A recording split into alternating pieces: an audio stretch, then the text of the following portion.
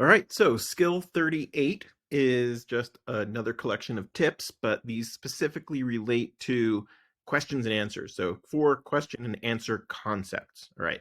And again, these are really important. This is half of the section, half of the skill on the ACT reading is the reading, and the other half is answering very specific types of multiple choice questions that are designed in a very specific sort of way. So, number one, don't fight like a lawyer for your answer, right? If you have to come up with an elaborate argument for why your answer is the right answer, then it's the wrong answer.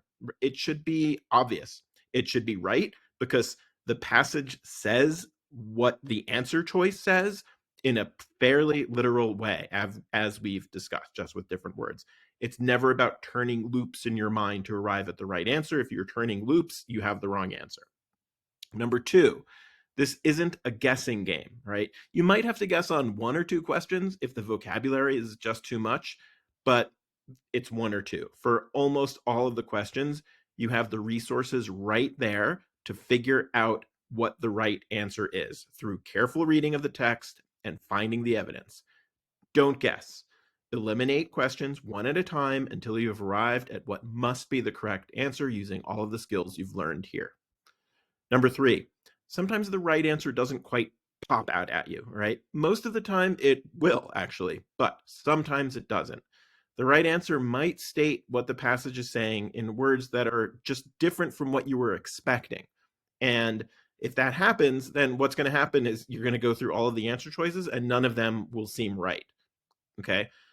So in that case, you have to go back and notice, does the answer actually say what the passage says, even if it wasn't what you were expecting, right? So if it does, then it's the right answer. And you just have to sort of keep an open mind. Again, this happens when you go through all of the answer choices and none of them are right, or none of them seem right to you.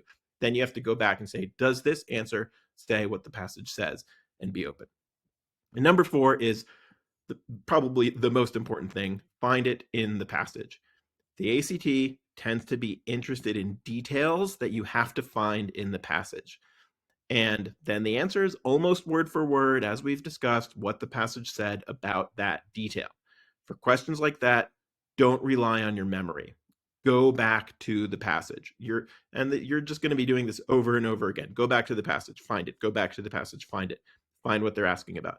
That is 50% of the ACT reading section. You go back, you point to it. You should be able to point to the answer in the passage with your finger and say, or your pencil, and say, this is it. This is why that answer is right. You should be able to do that for almost for 3/4 of questions. Okay, so don't fight like a lawyer. It's not a guessing game. Don't guess. Be open to what the right answer is, even if it's not exactly what you were expecting, and find the details in the passage.